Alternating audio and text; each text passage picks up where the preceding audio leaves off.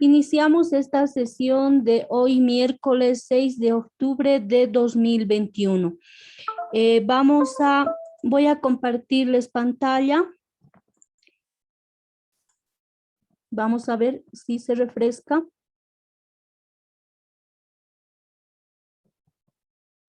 Bien, me confirman también si el audio lo están escuchando perfectamente. Ingeniero, buenas tardes. Sí, se lo escucha y se ve su pantalla. Se lo escucha, Inge.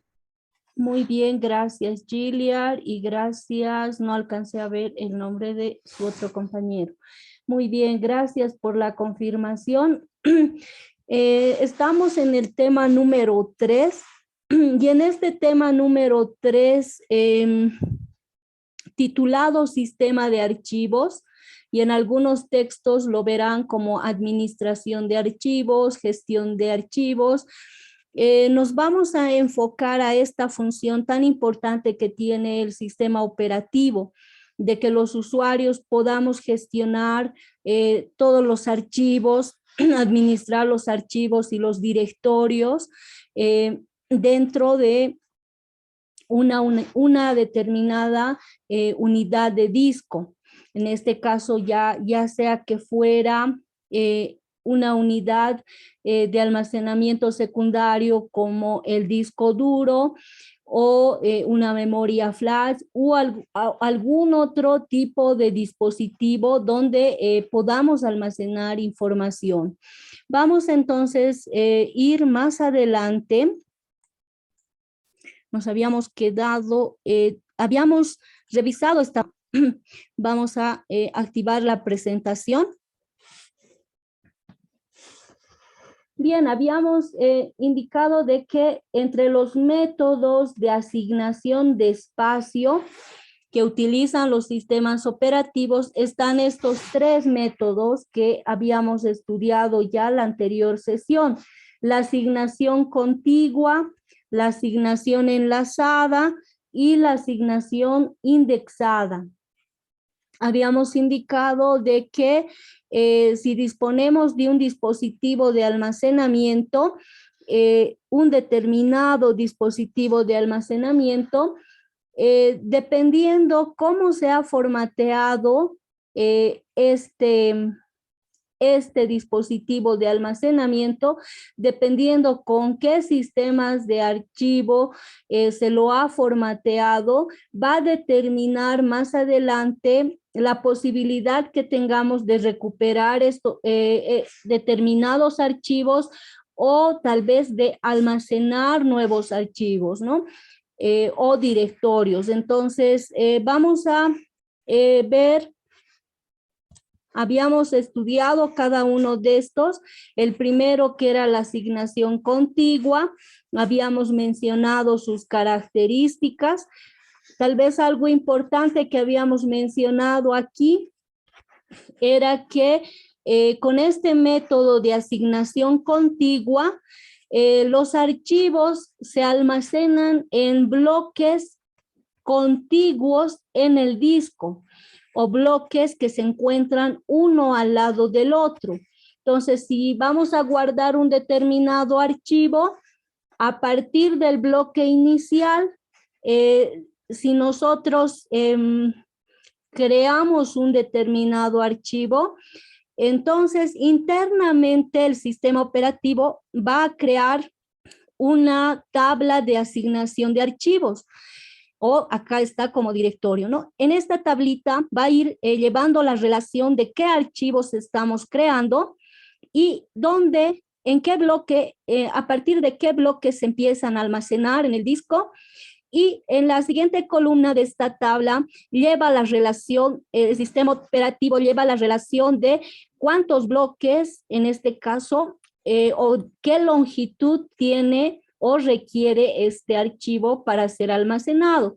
Entonces, a partir del bloque inicial o de comienzo y conociendo el tamaño de bloques que requiere para almacenarse el archivo, podemos nosotros esquematizar de esta manera como lo hicimos solamente con fines didácticos.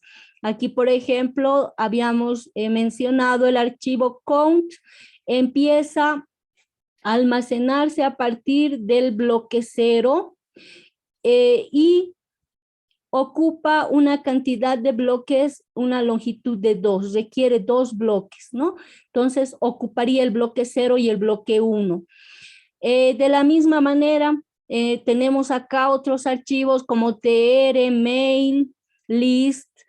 Cada uno de estos, en esta tabla de asignación, en este caso, en esta tabla o directorio, se lleva la relación de en qué bloque comienza a almacenarse cada uno de estos archivos y la longitud, cuántos bloques requiere para su almacenamiento. Entonces aquí, en el caso de TR, empezaba a almacenarse a partir del bloque 14 y la longitud, ¿cuántos bloques requiere? En este caso, 3.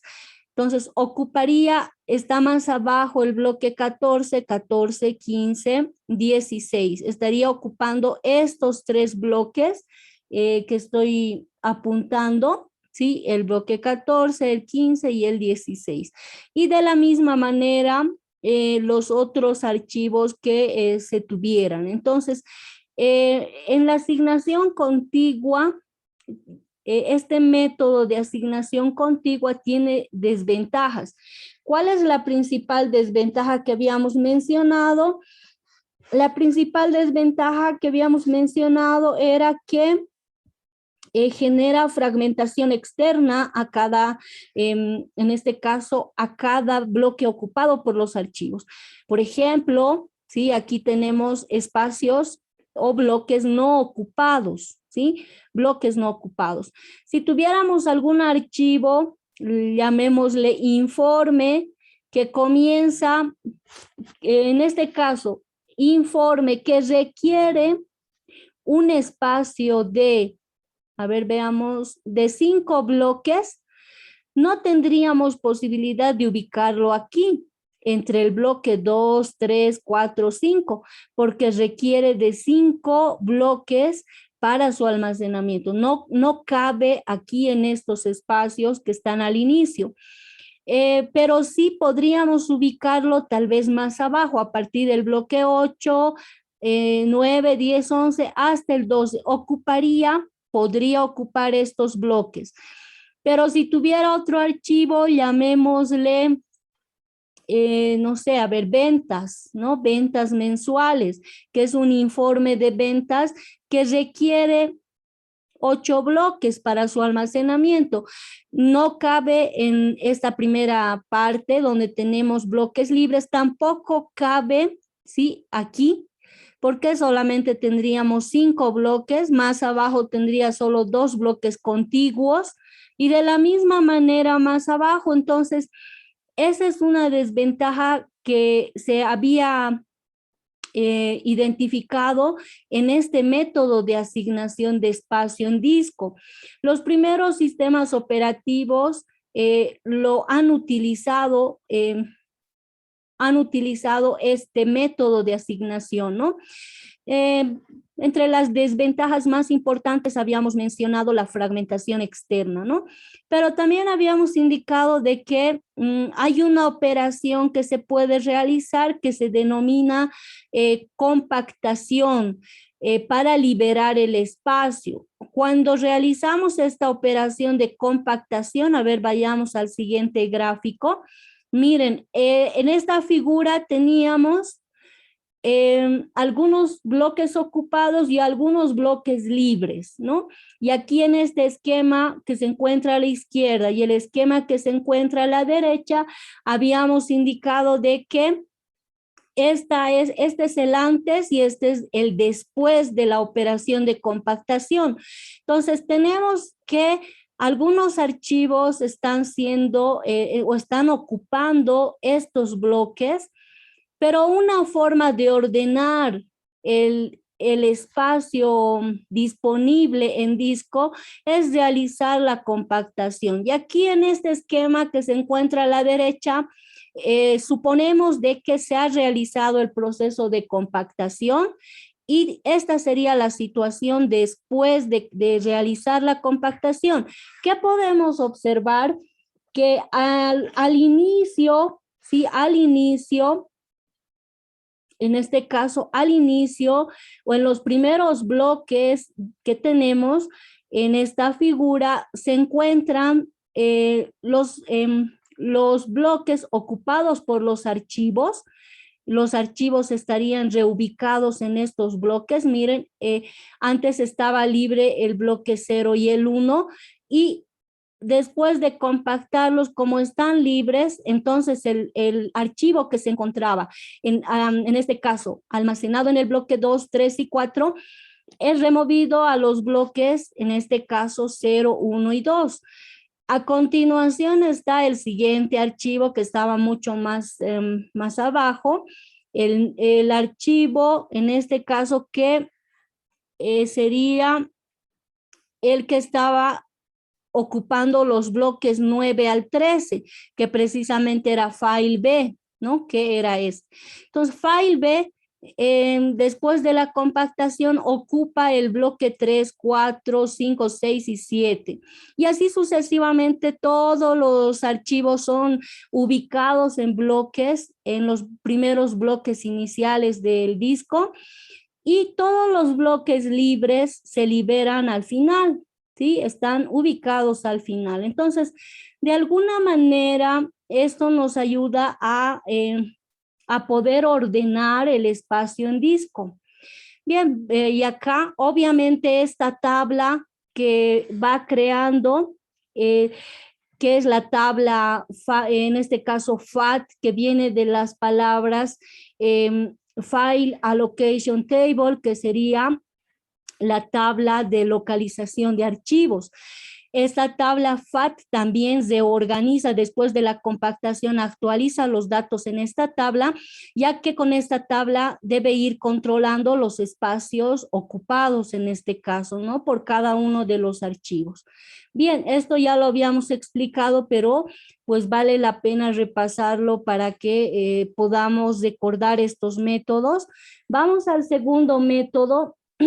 No lo haremos con todo el detalle que ya lo hicimos. Vamos a ir a este segundo método, que sería la asignación enlazada. Aquí habíamos mencionado de que cada fichero es una lista enlazada de bloques de disco. Decíamos que al almacenar un determinado archivo en un determinado bloque, ¿qué es lo que va a suceder? Que el archivo se va a ir almacenando a partir del bloque inicial. En este caso, por ejemplo, este archivo GEP empieza a almacenarse a partir del bloque 9 y el bloque 9 se encuentra aquí abajo, ¿no? El bloque 9. Y se tiene un puntero, una lista enlazada al siguiente bloque que está ocupando. Eso es algo interno, ¿no? Que se va a generar. El bloque 9 está ocupando este archivo GEP y el siguiente bloque ocupado es el 16. Nos vamos a guiar con las flechas. Luego del 16 estaría ocupando el bloque 1, luego el bloque, aquí está la otra flecha, el bloque 2 y finalizaría en el bloque 26, porque hay una marca -1 que de alguna manera es una marca que nos ayuda a ver qué es donde termina de almacenarse el archivo GEP. Entonces, ¿cuántos bloques está utilizando este archivo GEP? Decíamos, empieza en el bloque 9, estaría utilizando además, ¿qué bloques? A ver, lo iremos enumerando aquí. Ocuparía el bloque 9, luego ocuparía el bloque, ¿dónde está? 9, ¿dónde está acá? Luego ocuparía el bloque 16, el 16, luego del 16 el bloque 1, luego del bloque 1 el bloque, ¿dónde está? El bloque 10, luego, bueno, este 10 que casi no se nota, ¿no? 10. Luego ocuparía, ¿qué bloque? ¿Dónde está el 10? Luego apuntaría el puntero al siguiente bloque, que sería el último, el 26. Entonces, ¿cuántos bloques estaría ocupando este archivo? En este caso, que se denomina GEP. comienza en el bloque 9 y aquí está donde finaliza, ¿dónde está? ¿Es 25 o 26? Ah, no es 26, es 25, ¿no? Es 25, no 26. Bueno, solamente fue para llevar la relación, ¿no? Entonces, fíjense, aquí en la tabla de localización de archivos, está en qué bloque empieza y en qué bloque termina. Y los enlaces se los define internamente dentro de cada uno de estos bloques se lleva la relación de los punteros a los siguientes bloques que se van a ocupar. La tabla solamente registra estos dos datos, comienzo y fin. Fíjense que en este método de asignación enlazada, ¿qué aspectos podemos valorar como ventajas tal vez? Por un lado, que no se generaría la fragmentación externa, ya que no es necesario que cada archivo se almacene en bloques contiguos, sino al definirse los punteros al siguiente bloque a ocupar, de alguna manera se utilizarían todos los espacios disponibles, ¿no? Entonces no se generaría fragmentación externa. Eso habíamos mencionado también en la anterior sesión. Bien, vamos entonces al siguiente método. Estamos repasando estos métodos que ya los habíamos estudiado. Y vamos entonces a continuar, ¿no? Decíamos que vayamos a la siguiente diapositiva. Una ventaja que habíamos mencionado es esta que está aquí abajo. No existe fragmentación externa, ¿no? El penúltimo punto donde habíamos indicado de que esa sería tal vez una mejora al anterior método, ¿no? Bien, vamos a la siguiente figura. Aquí tenemos dos esquemas muy similar al anterior método, donde miren, tenemos aquí el primer bloque que sería el 1 y el último bloque que sería el 5, ¿no? Entonces, a partir del bloque 1 está el bloque 8, luego el 3, luego el 14 y luego el bloque, ¿dónde está? El 28. A ver, un momentito. Ya. Entonces les decía, había indicado de que presentan a diferencia, fíjense, aquí está el nombre del archivo, está el bloque donde se inicia y la longitud, ¿no? Lo esquematizan de la forma muy similar al anterior, ¿no? Que era el método de asignación contigua. Entonces, ahora, ¿qué podemos rescatar de este esquema? Este es el antes, porque vamos a tener para cada archivo seguramente definidos todos los punteros y los enlaces a cada bloque. Y una forma de ordenar, ¿sí?, el espacio libre es realizar esa operación de compactación. Fíjense, vamos a solamente esquematizar, acá está un solo archivo y luego de compactarlo, miren, están aquí ordenados de alguna manera. Aquí está el primer bloque ocupado donde comienza a almacenarse el archivo y está luego ocupando estos 5 bloques, ¿no? Y se van a ir ordenando los otros archivos también. Entonces, ya sea que utilicemos el método de asignación contigua o indexada, observamos de que la compactación de alguna manera ayuda a la gestión de los archivos. Posteriormente, cuando se recupere y todo aquello, facilita. Pero obviamente dependiendo de qué necesidad tenemos de eliminar archivos, crear nuevos, etcétera. Nuevamente, en algún momento vamos a requerir compactar el disco, ¿sí?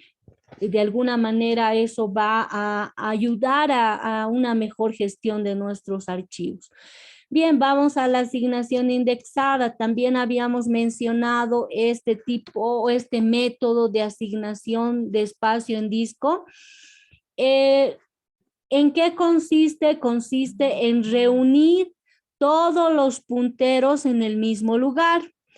¿Qué significa esto? Que se crea un bloque de índices, ¿no? Entonces, la iésima entrada del bloque índice apunta al iésimo bloque de archivo, ¿no? Entonces, por ejemplo, aquí tengo un bloque índice que es el número 19, ¿sí? Y este bloque índice le corresponde al archivo anterior con el mismo nombre anterior, GEP. Este archivo, sí, para poder observar qué bloque se está ocupando, entonces nos vamos a su bloque índice 19. Aquí está el bloque índice 19. Y a partir de este bloque índice podemos observar que empieza a almacenarse el archivo en el bloque, ocupará el bloque 9, el 16, el 1, el 5, el 25 y ahí es donde termina. ¿Cuántos bloques estaría ocupando este archivo? Lo tenemos aquí. ¿Cuántos bloques serían si lo cuentan? Tendríamos 1, 2, 3, 4, 5 bloques. Veamos aquí en la figura. Aquí aquí está el bloque índice que apunta al bloque 9. En este caso, el archivo una parte del archivo se encuentra almacenado en este bloque.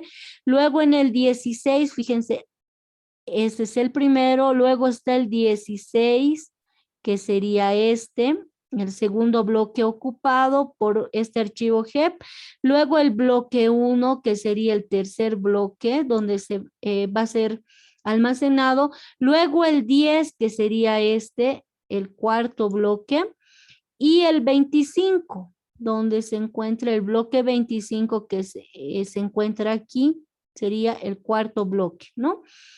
Entonces vemos que se tiene un bloque índice que apunta a los bloques. En realidad este bloque es el que tiene la relación de todos los bloques donde se almacena el archivo, ¿no?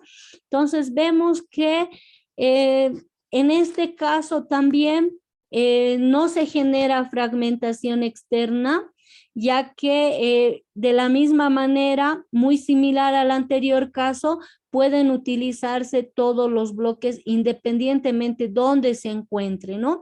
Y el archivo no se almacena en bloques contiguos, sino en diferentes bloques. No necesariamente deben estar los bloques uno al lado del otro, ¿no?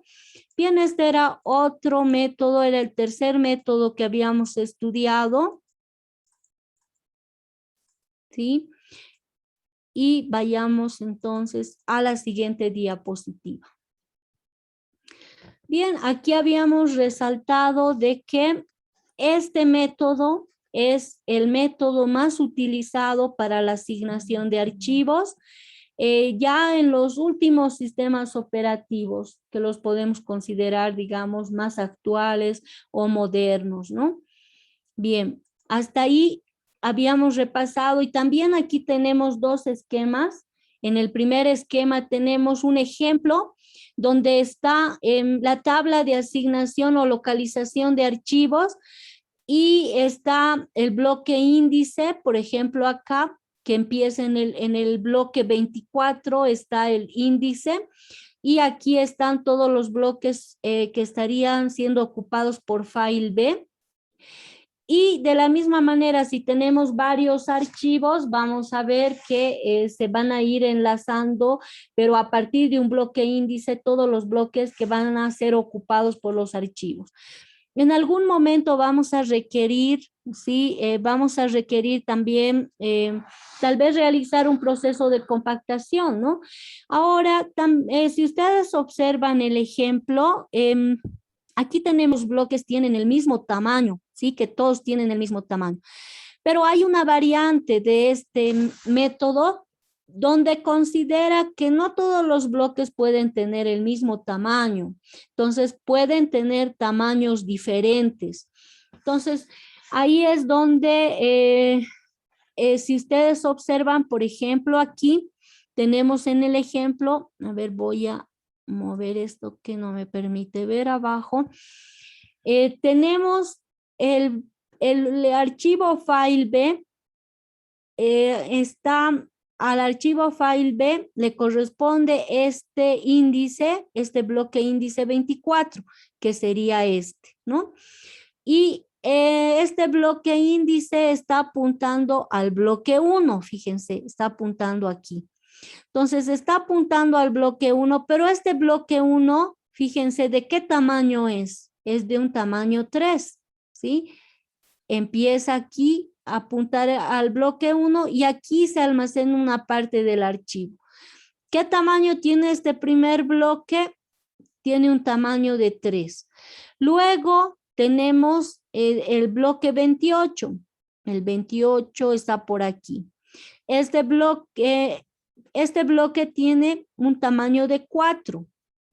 Fíjense, estaría ocupando el bloque 28, 29, 30 y 31. Fíjense, tiene un tamaño de 4. Luego tenemos de que el bloque índice 24 apunta finalmente al bloque 14 y tiene un tamaño de 1. El bloque 14 está aquí, tiene un tamaño. Entonces, los tamaños aquí pueden ser variables de los bloques, ¿no? A los que apunta el índice. Esta es una variación. O sea, en este bloque índice, además de el número de bloques, está el tamaño, ¿no? El tamaño del bloque. No es una variación que se menciona como la asignación indexada con porciones de tamaño variable, ¿no? Con porciones de tamaño variable. Y a diferencia de este bloque índice, se agrega una columna a esta tabla del bloque índice para indicar de qué tamaño es cada uno de estos, en este caso, cada uno de estos, de estas porciones, ¿no? Bien, entonces vamos a la siguiente diapositiva. Ahí habíamos quedado la anterior sesión, hasta ahí habríamos revisado estos métodos, pero vale la pena verlo ya que ha sido una parte también importante. Lo hemos ido repasando. Quiero saber si me están escuchando sin ningún problema, está perfecto, llegándoles el audio. Sí, Inge, no Sí, hay ingeniera, se ningún escucha problema. normal. Ya, muy bien, Giliar. Entonces vamos a continuar. Y luego de haber realizado ese repaso, vamos al punto 7. Este punto 7 titula la gestión del espacio libre.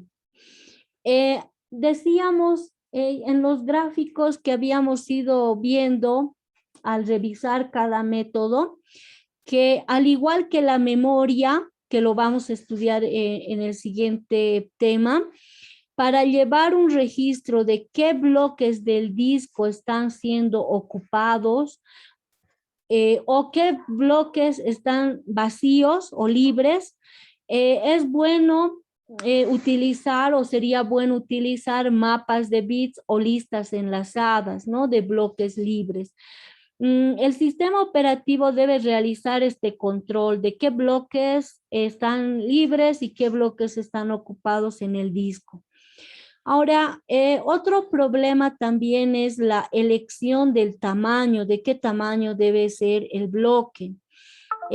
Si el tamaño fuera muy grande, entonces se podría desperdiciar espacio cuando de repente, en el caso de que algún archivo sea pequeño, por ejemplo, ¿no? Si los bloques son demasiado grandes. Con lo que se estaría desperdiciando, en este caso, el espacio en disco. Y bueno, y si fuera muy pequeño, ¿qué pasaría? Como cada lectura de bloque lleva implícito un retraso para la búsqueda de ese bloque, Haríamos también, si los bloques fueran demasiado pequeños, haríamos que el disco duro se llene de muchísimos bloques de tamaño pequeño. Y su lectura, la búsqueda se tardaría mucho más, ¿no? Entonces, bueno, tenemos ventajas y desventajas en ambos casos. Bien, vamos entonces al siguiente punto, que sería la estructura y la función del sistema de archivos, ¿no? Para poder ofrecer un acceso eficiente y cómodo al disco, el sistema operativo impone un sistema de archivos. Generalmente, el sistema de archivos está compuesto de varios niveles. Cada nivel de diseño aprovecha la función de los niveles inferiores para poder crear nuevas funciones que se utilizarán en los niveles superiores. Vamos a ir viendo más adelante, vamos a estudiar los sistemas de archivo que son admitidos por los sistemas operativos. Pero en general estos sistemas de archivo tienen esta estructura y acá lo que estamos indicando es de que cada nivel aprovecha la función de los niveles inferiores, ¿no? Entonces, fíjense, tenemos aquí los niveles inferiores y hasta llegar, digamos, a un determinado nivel superior, ¿no? Entonces, tenemos por un lado, dentro de esta estructura, tenemos los programas de aplicación y en el siguiente nivel está un sistema lógico de archivos, ¿sí? Luego está el módulo de organización de archivos. A continuación está el sistema básico de archivos. Luego está el control de entrada-salida. Y luego tenemos a los dispositivos, ¿no? A los dispositivos a los cuales se accede a través de estos controles o controladores de entrada-salida. Bien, esta sería la estructura que tienen en general los sistemas de archivo. Bien, vamos a ver el primero que dentro de esta estructura está aquí, ¿no? Para acceder a los dispositivos de entrada-salida lo hacemos a través de los controles de entrada-salida. Vamos a especificar de qué trata este nivel. El control de entrada-salida está compuesto por los controladores de los dispositivos y algunas rutinas de tratamiento, en este caso de interrupción, para transferir información en la memoria principal y el sistema de disco. Entonces vemos que en este nivel se encuentran los controladores de los dispositivos, ¿no? Y algunas rutinas, ¿no? Que nos van a permitir transferir información, ¿no? Transferir información entre la memoria principal y el sistema de disco. Bien, vamos al siguiente nivel, que sería el sistema básico de archivos, que está aquí. Decíamos, está el control de entrada-salida, luego el sistema básico de archivos. El sistema básico de archivos envía los comandos genéricos al controlador del dispositivo, apropiado para leer y escribir bloques en el disco. Entonces, este nivel, que se denomina sistema básico de archivos, es el que envía los comandos al controlador del dispositivo, ¿no? Este interactúa con este nivel, ¿sí? ¿Qué es lo que hace? Le va a enviar estos comandos al controlador del dispositivo. ¿Con qué finalidad le va a enviar estos comandos? Para que se pueda realizar la lectura y escritura, en este caso, de los bloques físicos en el disco, ¿no? Entonces, cuando nosotros requerimos realizar una lectura o una escritura ya, de un determinado archivo en el disco, entonces interactúa a este nivel, ¿no? Enviando esos comandos a lo que vendría a ser el nivel de control de entrada-salida. Bien, tenemos también en el siguiente nivel el módulo de organización de archivos. ¿Cuál es la función de este módulo de organización de archivos? Tiene, por un lado, tiene conocimiento de los archivos y los bloques físicos y los bloques lógicos. Además, también incluye el gestor de espacio libre, el cual controla los bloques no asignados y asigna bloques cuando se requiere. En este nivel, el módulo de organización de archivos, así como su nombre lo indica, es el que lleva el control de qué archivos están ocupando qué bloques, ya sea bloques físicos o lógicos.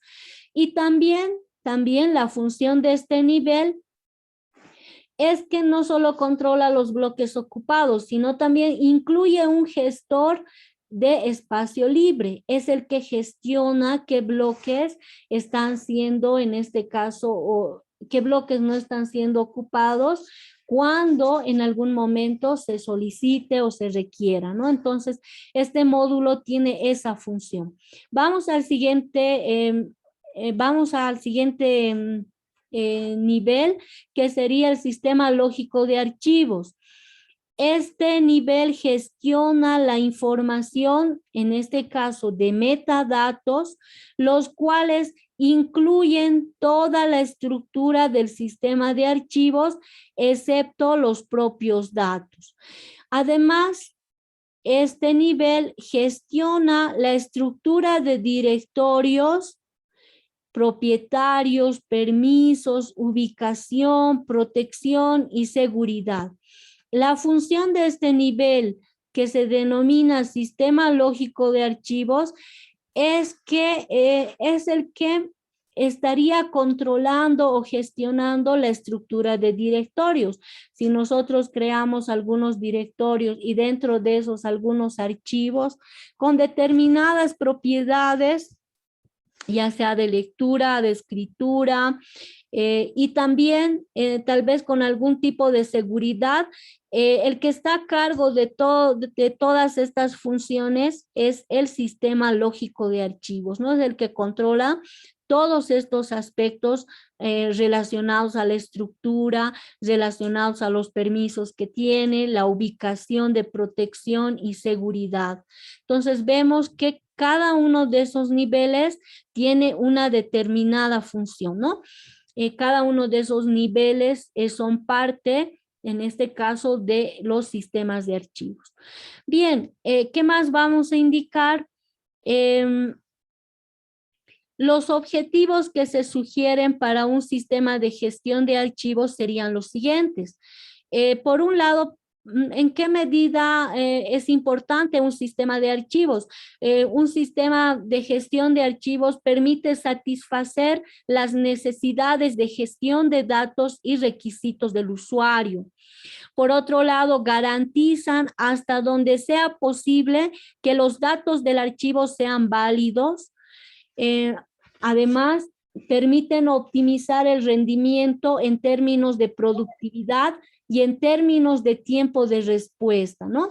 ¿Qué es lo que esperamos nosotros como usuarios cuando deseamos recuperar un determinado archivo? Que en ese proceso no demore, que sea lo más rápido posible, ¿no? Que se ubique el archivo y que se lo recupere y lo podamos ver en pantalla.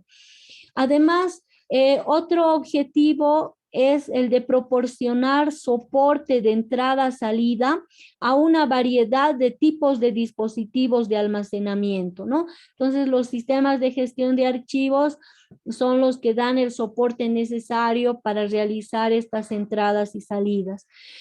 También minimizar o eliminar la potencial pérdida de datos, ¿no? En lo posible, lo que se espera es de que se elimine, si fuera posible, o que se minimice la posibilidad de pérdida de datos. Otro objetivo de un sistema de gestión de archivos es el de proporcionar un conjunto estándar de rutinas de interfaces de entrada-salida a los procesos, ¿no? Dar toda la... proporcionar o dar todas las rutinas de interfaces, en este caso de entrada-salida, que requieran los procesos que se vayan generando en el sistema. proporcionar el soporte de entrada-salida a múltiples usuarios, ¿no? Dar esa posibilidad de poder realizar las entradas o salidas si estuviéramos en en un sistema, en este caso, en un ambiente donde trabajan varios usuarios dentro de una red informática, proporciona ese soporte de entrada-salida a esos usuarios conectados, ¿no? Si van a trabajar varios usuarios, entonces el sistema operativo, a través de su sistema de gestión de archivos, debe dar ese soporte de entrada-salida a cada uno de esos usuarios. Vamos entonces además a mencionar las funciones del sistema de archivos. Anteriormente habíamos mencionado los objetivos. Vayamos a mencionar cuáles son las funciones. La primera función es identificar y localizar un archivo seleccionado. Esa es una función importante. Utilizar un directorio para poder describir la localización de todos los archivos más sus atributos, ¿no? Entonces, esa es otra función de un sistema de archivos. En un sistema compartido debe describir el control de acceso para los usuarios, ¿no? Entonces, con estos sistemas de archivo se debería poder conocer cuáles son los accesos que están realizando los usuarios, qué archivos son los que están, en este caso, a qué archivos están accediendo. Entonces, además, mencionamos como función bloquear el acceso a los archivos. Esta sería una función también de un sistema de archivos. Bloquear el acceso a los archivos en caso de que el usuario no tenga la autorización para poder acceder. Otra función, asignar a los archivos bloques libres. Esta es otra función de un sistema de archivos. Y habíamos mencionado los niveles, ¿no? Y tiene relación con todo esto que estamos mencionando. También otra función sería la de manejar el espacio libre para la disponibilidad de bloques, ¿no? Hemos indicado que uno de los niveles de un sistema de archivos permite ese control de qué bloques están siendo ocupados y qué bloques son, en este caso, estarían libres en un determinado momento. Bien, aquí tenemos las funciones de un sistema de archivos durante un ciclo de instrucción básico, ¿no? Entonces aquí tenemos los programas y los comandos de usuario y aquí en este otro extremo lo que es la gestión de almacenamiento, en este caso de los archivos, ¿no? Y aquí vemos internamente, ¿sí? ¿Cuáles son las operaciones que se van realizando dentro de todo lo que vendría a ser la función de un sistema de archivos? Bien, otro concepto importante es el que se refiere a las cachés de disco. Algo que vamos a indicar es respecto a este punto es que el acceso al disco duro es del orden de 100,000 veces más lento que la memoria principal. Por ese motivo se usan las denominadas cachés de disco, ¿no? Si solamente utilizaríamos el disco duro, demorarían los procesos que vayamos a realizar, todo el trabajo que vayamos a realizar demoraría más. Tal vez nosotros utilizando solamente un equipo de escritorio no percibimos tanto esto, pero sí estuviéramos por un lado trabajando varios usuarios y también tal vez almacenando o administrando bastante cantidad de datos. Por ejemplo, si hablamos de una base de datos donde tenemos registrados registros de clientes, por ejemplo, y el control de ventas de productos a estos clientes, si fuera más de 10,000, más de 20,000 los clientes y además a esto, considerando las ventas que se les van realizando en cierto periodo de tiempo, ya sea semanal, mensual, ahí es donde nosotros vamos a poder observar mucho más esto que estamos mencionando, de que el disco duro es, miren, 100,000 veces más lento que la memoria principal, ¿no? Aquí vemos la importancia de la función que tiene la memoria principal. Todos los datos que vamos recuperando y cuando nosotros creamos un programa en algún lenguaje de programación, lo ejecutamos, lo hacemos correr, este programa procesa determinados, realiza el proceso de datos y realiza ciertas operaciones.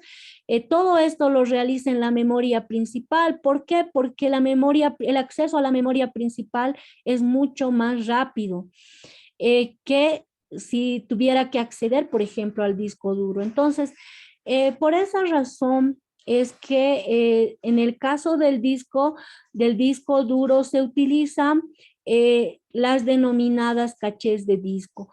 Las cachés son un tipo de memoria alternativa y de más rápido acceso.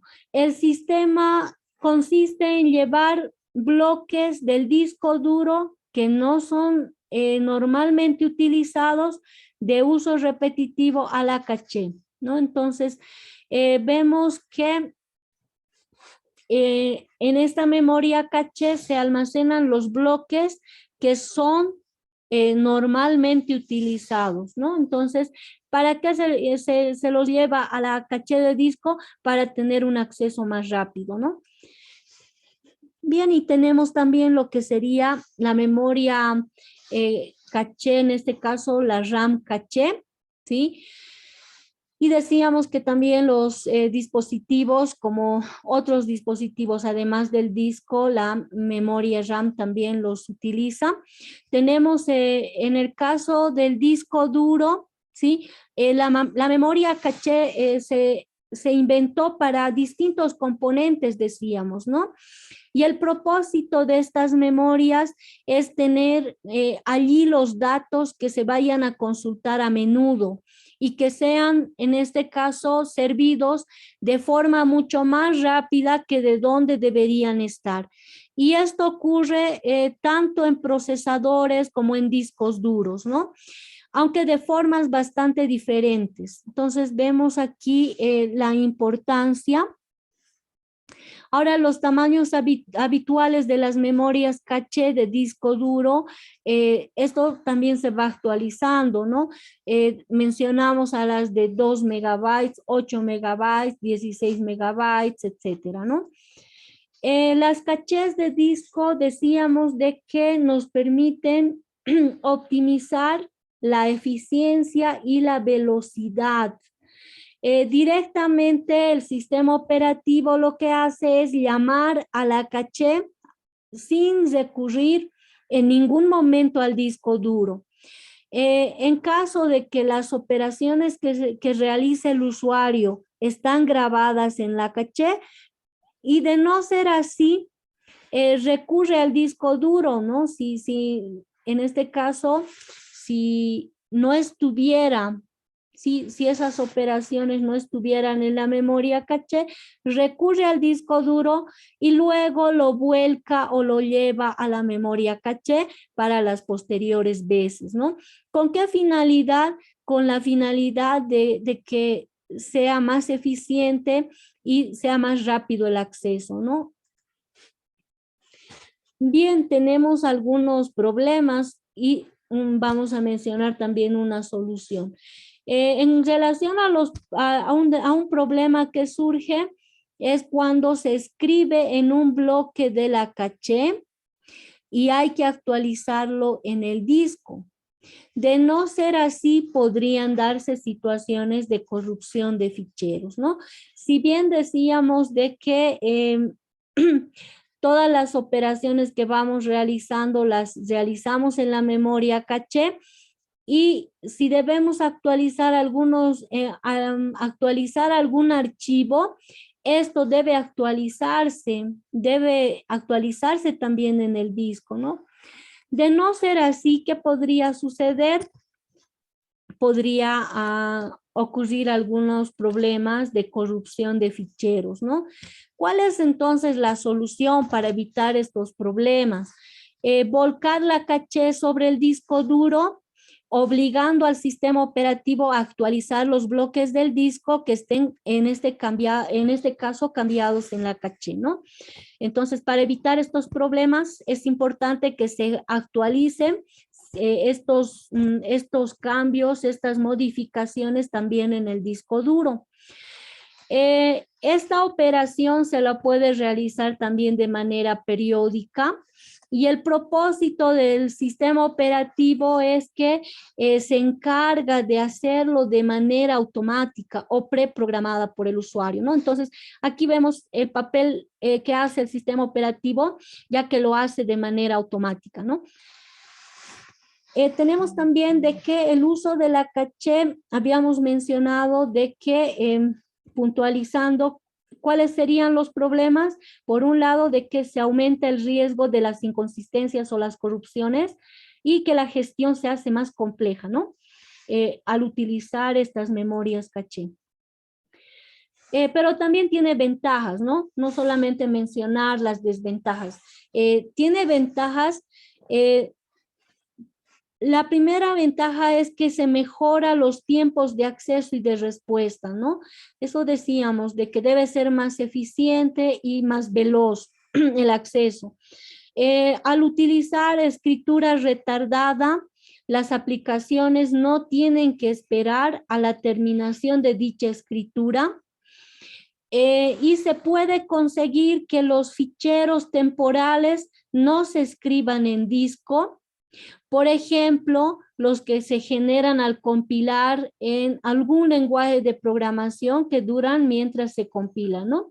Entonces, algunas ventajas de utilizar una memoria caché o una caché de disco es que algunos archivos que son temporales se los puede conservar en la caché de disco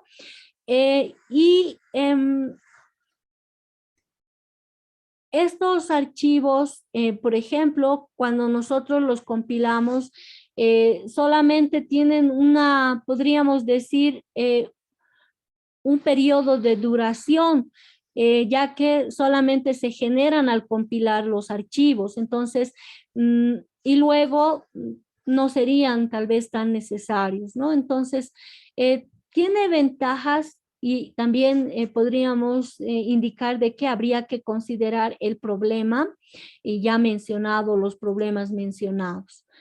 Bien, entonces hasta aquí habríamos enfocado estos puntos importantes que tienen que ver con la gestión de archivos. A partir de este momento nos enfocaremos a estudiar lo que son los sistemas de archivos. Ya anteriormente habíamos proyectado un video y me gustaría que ahora lo hagamos porque a partir de este momento nos vamos a enfocar en estudiar estos sistemas de archivo y les pediría que tomen nota de qué sistemas de archivo se mencionan y vamos a ir estudiando a continuación las características de cada uno de estos sistemas de archivo. Bien, a modo de hacer un break en este punto, vamos a enfocar, vamos a proyectar los videos que tienen que ver precisamente con lo que son los sistemas de archivos. Deme unos segundos, vamos a actualizar esto.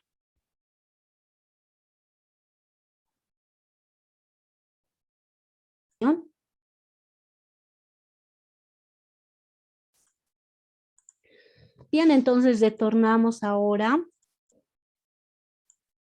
Mientras van comentándome qué punto les ha parecido interesante respecto al video que ya acabamos de proyectar.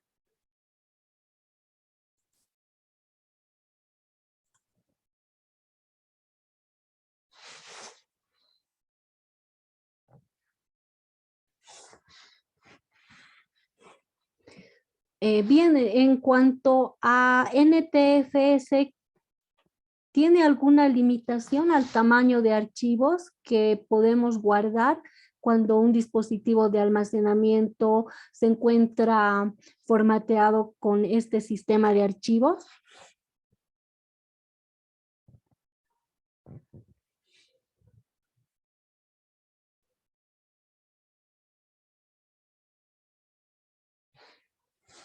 En el caso de FAT32, también habíamos indicado de que el tamaño de archivos máximo debe ser de 4 gigabytes. Y en el caso de NTFS, ¿hay alguna limitación? ¿Cuál sería ese tamaño?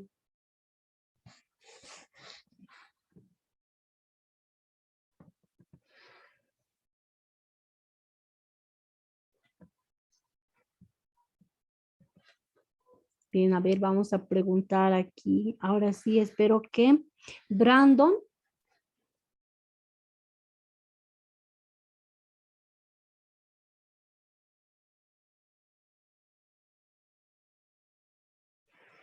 Licenciada, una pregunta. ¿Cómo dijo? En el FAT32, el límite sería de 16 exabytes. No, 4 gigabytes. Si tú tienes un archivo, vamos a suponer que tienes una memoria flash y Ujú. eh, está formateada con el sistema FAT32.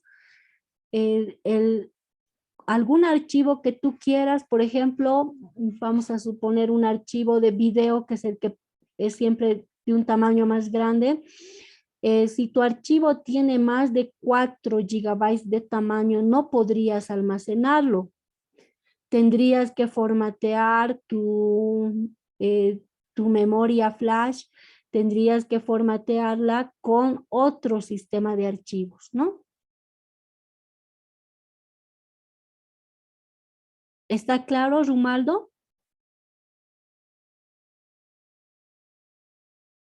Sí, está claro. Ya. Zibaldo, Lice. Osvaldo, ¿y cuál sería la alternativa? ¿Con qué sistema de archivos tal vez lo formatearías?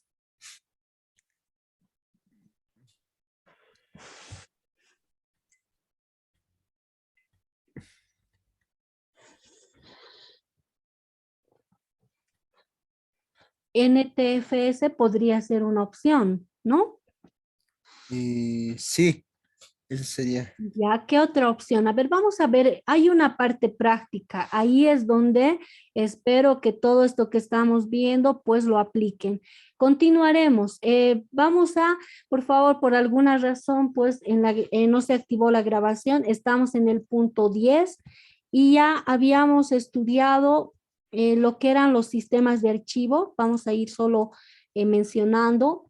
Habíamos empezado definiendo lo que es un sistema de archivos, cuál es la estructura, ¿sí? Que tiene, y esta tablita que la teníamos aquí, que era un resumen de qué sistema de archivos admite qué sistema operativo, ¿no? Cada uno de los sistemas operativos que se encuentran en esta tabla.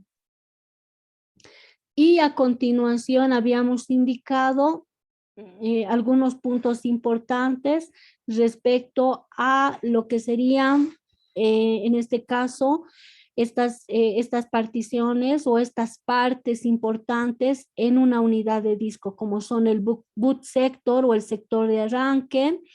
Luego habíamos indicado la tabla de localización de archivos, que es FAT, que es donde se almacena la información respecto a los archivos que tenemos en la unidad de disco. Luego, algunos de estos bloques, ¿sí? Donde se tienen algunos directorios almacenados y otros bloques donde se encuentran almacenados los archivos. Habíamos estudiado ya lo que es el sistema de archivos FAT. Hemos indicado que este sistema de archivos es el que en la mayoría de los sistemas operativos es admitido, ¿no? Y tiene sus variaciones como FAT32, BFAT, ¿no? Y posteriormente a FAT aquí habíamos mencionado algunas características como lo que hace un momento su compañero preguntaba de que el tamaño de los archivos máximo que podemos nosotros almacenar con este sistema de archivos es de 4 gigabytes, ¿no? Luego habíamos también estudiado lo que es el sistema de archivos NTFS. Este es un sistema de archivos, podríamos decir, propio de, en este caso, Microsoft, y se crea a partir de Windows NT. A partir de Windows NT admite este sistema de archivos. ¿Qué más habíamos indicado? De que se superan las limitaciones de FAT32, ya que el tamaño no tiene un tamaño, no hay limitaciones en el tamaño del archivo. Si tenemos un archivo mayor a los 4 gigabytes, sin ningún problema se puede almacenar si el dispositivo de almacenamiento ha sido formateado con este sistema de archivos, ¿no? Luego habíamos mencionado que se tienen tanto ventajas como desventajas en el uso de este sistema de archivos, ¿no? Y a continuación también habíamos visto lo que era el sistema de archivos EXT-FAT, y aquí mencionamos a EXT, EXT 2, 3, 4, ¿no? XT-FAT es una mejora o una actualización de FAT32, decíamos, ¿no? Con EXT-FAT se supera esta limitación de los 4 gigabytes, eso habíamos mencionado, y este sistema de archivos, una característica es de que se pueden almacenar hasta 1000 archivos en una carpeta. Y también habíamos mencionado algunas características además. Y a continuación vimos lo que es el sistema de archivos EXT2, EXT3 y EXT4. Hemos indicado de que estos sistemas de archivos son exclusivos en este caso, de las distribuciones GNU Linux, ¿no? Todas estas distribuciones reconocen o admiten estos sistemas de archivos, ¿no? Que son mejoras que se van realizando al sistema de archivos EXT. ¿Qué más habíamos indicado? Aquí habíamos quedado antes de poder revisar los videos. Vamos a retomar y continuar con lo que vendría a ser el sistema de archivos Razer FS. Bien, ¿me confirman si el audio se está escuchando perfectamente? Sí, Lisa, normal está. Ya, gracias. Hoy están muy poco participativos. Hay algunos que sí han participado y otros que de repente, no sé si están tal vez distraídos. Vamos a retomar con este sistema de archivos Razer FS. Este es un sistema de archivos de propósito general. Ha sido diseñado e implementado por un equipo liderado por Hans Razer, y de ahí se toma el nombre, ¿no? Actualmente funciona bajo Linux. Este sistema de archivos también es reconocido por el sistema operativo Linux, con la versión 2.4.1 del núcleo de Linux. A partir de esta versión, a partir de esta versión del núcleo de Linux, reconoce ese sistema de archivos y se ha convertido en el primer sistema de archivos con un registro diario o un journaling en ser incluido en el núcleo estándar, ¿no? Entonces, decíamos que este journaling o esta bitácora era un componente importante para evitar algunos errores que se puedan generar, por ejemplo, al recuperar archivos o en este caso, al poder almacenar las ubicaciones donde se encuentran determinados archivos, ¿no? En cuanto a las ventajas de Razer FS, su registro diario es una ventaja, o su bitácora. si quieren llamarlo así, reduce ampliamente el riesgo de corrupción del sistema de archivos, ¿no? Después de, por ejemplo, después de un apagado no programado del sistema, ya sea por un corte eléctrico o por un error del sistema, ¿no? Si hubiera algún corte eléctrico o se genera un error en el sistema y por alguna razón se apaga el equipo, esa bitácora nos ayuda bastante, ¿no? Esta bitácora o este registro diario. En cuanto a las desventajas, convertir un sistema a Razer FS requiere, por ejemplo, para los usuarios de EXT2, un reformateo completo de sus discos, ¿no? Para poder utilizar este sistema de archivos, si estuviéramos utilizando EXT2, deberíamos reformatearlo.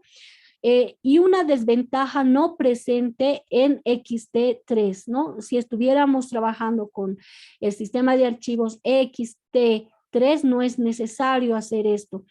Razer FS maneja directorios conteniendo enormes cantidades de archivos pequeños muy eficientemente, ¿no? Entonces, no hay limitaciones de tamaños en cuanto a este sistema de archivos Razer FS.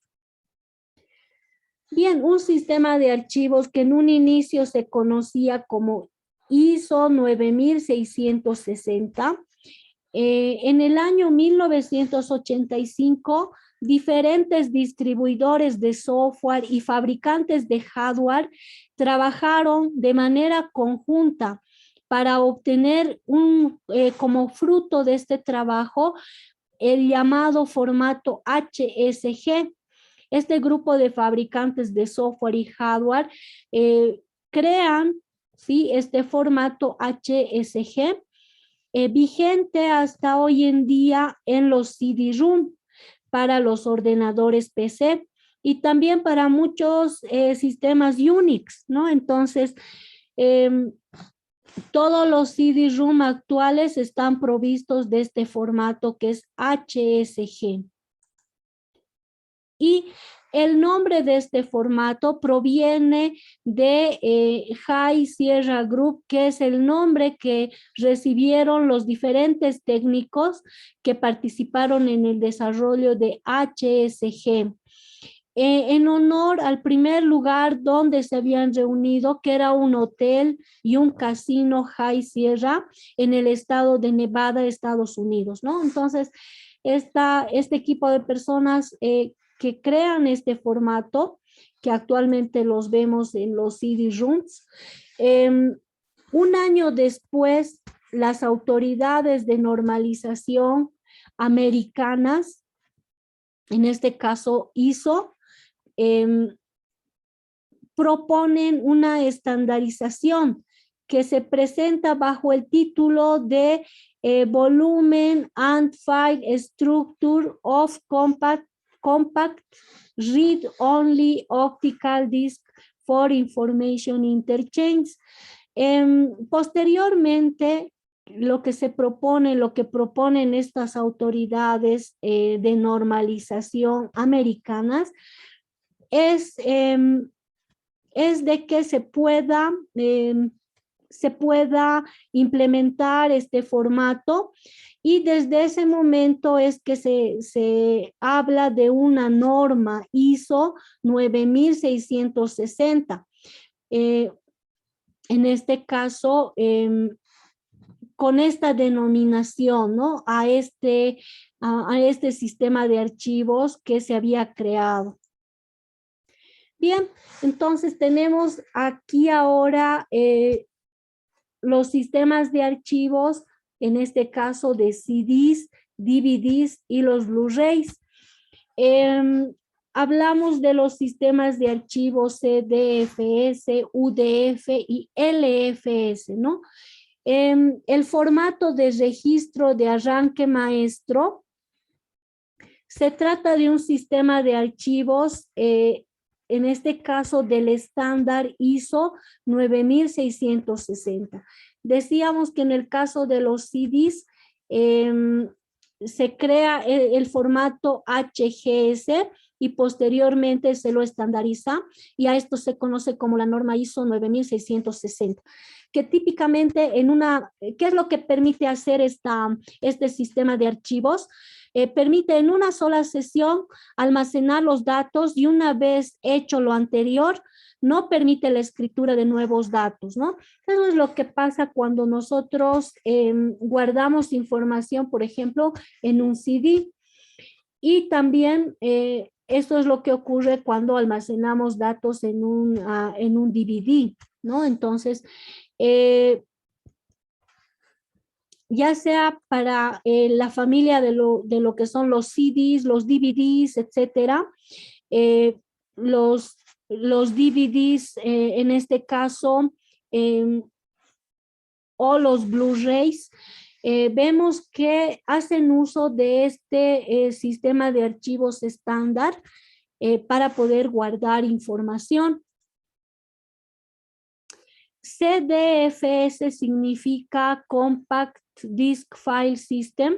Es un sistema de archivos para disco compacto, y este permite almacenar exclusivamente en cualquier disco de la familia, en este caso de los CDs, como los CDs en este caso de lectura, escritura, etcétera, ¿no? Bien, tenemos también el formato HFS, que viene de la contracción de las palabras Hierarchical File System, sistema de archivos por jerarquía. Este sistema de archivos ha sido uno de los sistemas de archivo de referencia de Apple, quien lo creó a su medida, así como en el caso de Microsoft para los sistemas operativos Windows. Microsoft ha ido creando los sistemas de archivo que ha ido incorporando en las diferentes versiones de Windows, como es FAT32, NTFS. En el caso de Apple, para las computadoras, en este caso las Macintosh, en este caso Apple, esta corporación crea este sistema de archivos que es HFS. Pero da la casualidad de que decíamos de que Linux, GNU Linux, permite trabajar con este formato sin problemas. En cambio, Windows solo permite leer el contenido de los discos formateados con HFS. Entonces, pero no se puede escribir sobre estos dispositivos o estos discos formateados, ¿no? Con HFS. Bien, eso es algo importante. Bien, quiero saber, a ver qué hora tenemos, si hacemos un break aquí o continuamos. ¿Qué hora tenemos? Bien, por favor, yo sé que es pesado avanzar así, avanzar de lleno todo. Todavía nos falta avanzar. Estamos en el sistema de archivos HFS y nos falta todavía cubrir los otros sistemas de archivos. Entonces, tal vez sería conveniente parar aquí. Muchos, miren, nos faltaría HFS más, WinFS y ZFS, ¿no? Vamos a ir viendo algunos cuadros comparativos, ¿no? Y una parte práctica que todavía nos faltaría. Entonces, yo creo que sería prudente hacer un alto aquí. Bueno, APFS también es otro sistema de archivos. Pararíamos aquí en este sistema de archivos HFS más. Luego, ya la semana próxima terminaríamos este tema y ya iríamos a una parte práctica, ¿no? Ya tendríamos otra práctica, otro laboratorio para poder trabajar con este tema. Bien, quedaríamos aquí entonces. el día de hoy, bueno, por hoy descansen, no vamos a dejar una actividad, pero sí la semana próxima vamos a trabajar haciendo, en este caso, una parte práctica. Y bueno, también comunicarles de que ustedes han enviado sus trabajos. Vamos a hacer una defensa de los laboratorios ya enviados. Ya habíamos indicado de que vamos a hacer un cronograma.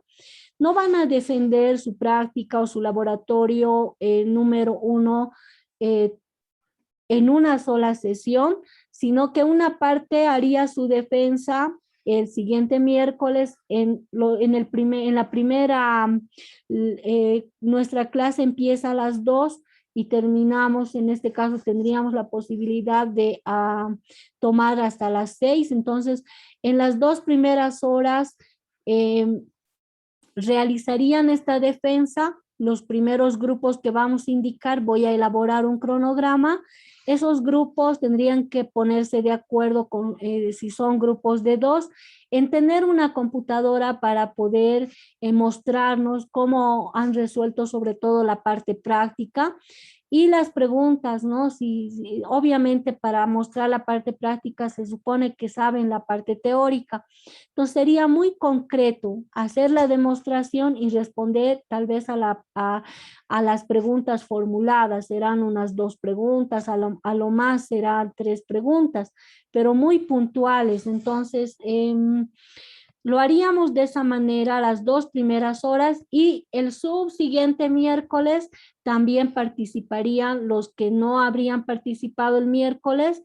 El cronograma tendrían que revisar cuándo les ha tocado para poder también mostrar lo que hicieron, ¿no?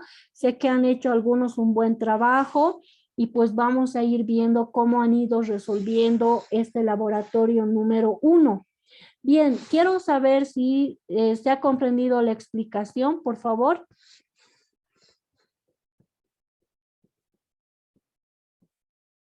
Respecto a las defensas, estaríamos ya hablando de las Sí, defensas. licenciado, sí entendió. Y Ya. una pregunta, licenciado, ¿desde la siguiente va a ser eso o la subsiguiente? Sí, Rivaldo, desde el siguiente miércoles. Así también en la primera parte de 2 a 4 haríamos la defensa y de 4 a 6 avanzaríamos. Vamos a avanzar materia de 4 a 6. Está bien, Lice. De los laboratorios solo dijo, ¿cómo dijo Lice? El laboratorios, El 1, el donde uno. ustedes han implementado los algoritmos, en este caso, el algoritmo de la cena de los filósofos, el barbero dormilón, y ¿cuál me falta? El problema de los lectores y escritores, ¿no? Entonces, sobre todo la defensa es la parte práctica. Ustedes compartirán su pantalla y van a mostrar cómo corre el algoritmo, cómo corre su programa, cuál es la lógica que ustedes han aplicado para resolver estos problemas. De eso trataría y bueno, y seríamos concretos, ¿no? Si se comprende, bueno, no habrán muchas preguntas, pero mínimamente 1 o 2 preguntas habrá y con eso continuaría el siguiente grupo. Y para esto, los que han trabajado en grupos de 2 personas, pues tienen que coordinar quién va a mostrar desde su computadora. Bien, ¿se ha comprendido, Rivaldo? Sí, licenciada, se ha comprendido. Ya, yo les pediría que, por favor, cuando se les llame en base a la lista, deben estar preparados y no sea que tengamos huecos donde estemos volviendo a llamar. Si no está el primero de la lista, entonces al siguiente vamos a llamar, luego al siguiente. O sea, los horarios serían tentativos. Si alguien está ausente, inmediatamente su defensa haría el siguiente de la lista que se haya programado, ¿no? Entonces yo voy a medir a unos 10 minutos por cada grupo máximo, ¿no? Hasta que se conecten, que compartan pantalla. O sea, tienen que estar listos como para mostrar, así no demoramos y también algo más dinámico, ¿no? Lo hacemos para que compartan lo que hicieron y que no se quede solo en una entrega y bueno, nada más. Me gustaría que esa parte ustedes lo sepan exponer, todo lo que ustedes han realizado y sé que han debido hacer algunos un muy buen trabajo y espero que todos, ¿no? Entonces, de eso trataría. Bien, entonces, ¿alguien más quiere hacer alguna pregunta respecto a esto de las defensas que lo vamos a hacer a partir del siguiente miércoles?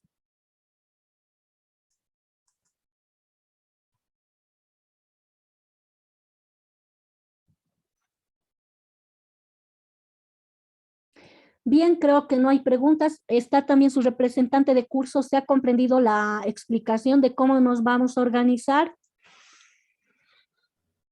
Sí, ingeniero, se comprendió la totalidad. Todos de acuerdo. Ya, muy bien. Eso porque seguramente algunas veces a su representante le preguntan y bueno, también los que están en clases, ¿no? Infórmenles. ¿Cuántos estamos en este momento? Están 43 estudiantes en clases. Entonces, el deber de todos es estar en clases, ¿no? Les pediría, por favor, de que puedan registrar en el chat su nombre completo, aunque de todas maneras en el Zoom tengo ya la lista, pero de todas maneras, por favor, regístrenlo mediante el chat y con esto cerraríamos esta clase de hoy. Bien, gracias por su atención. Habríamos revisado esta parte de los sistemas de archivos hasta el formato o el sistema de archivos HSG. Bien, envíenmelo por favor por el chat su nombre completo y bueno, gracias por su atención. Con esto cerramos esta sesión de hoy.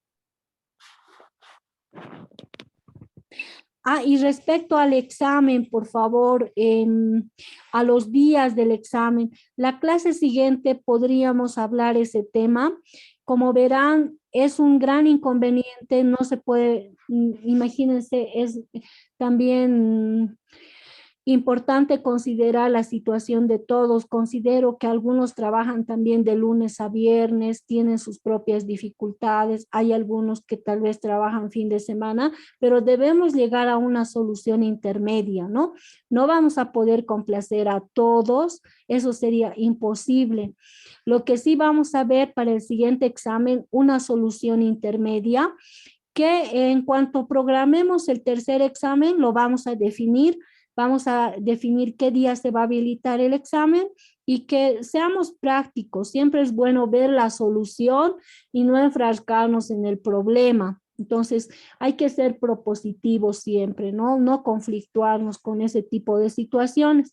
Pero sí se ha comprendido de que, bueno, tal vez en el caso de su compañero que indicó de que trabajaba, pero por favor, para el siguiente examen vamos a revisar esto del día del examen y es importante que todos estén en clases cuando se tome esa decisión y no tengamos que nuevamente estar ahí pensando en qué va a pasar con alguna persona que no ha podido dar el examen.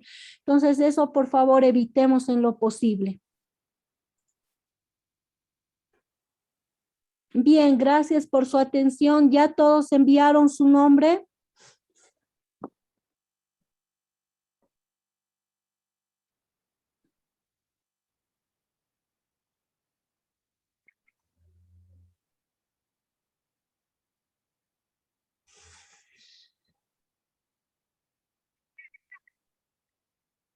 Ya veo que todavía están enviando. Los que ya lo enviaron pueden ir retirándose.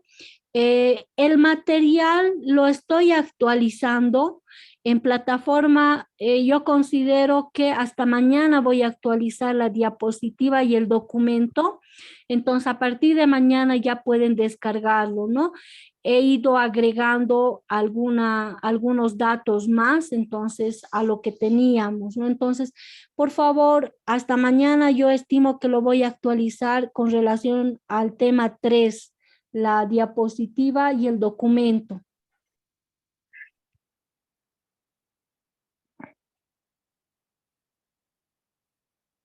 Está bien, licenciada, gracias. Muy bien, está bien, Rivaldo. Con esto cerraríamos esta sesión de hoy. Nos veríamos nuevamente, estaríamos en comunicación la semana próxima, el día miércoles. Hasta luego, Lice, que tengan buena tarde. Gracias, Rivaldo, gracias. John, ¿quién fue el que participó? Sí, hasta luego. Hasta luego.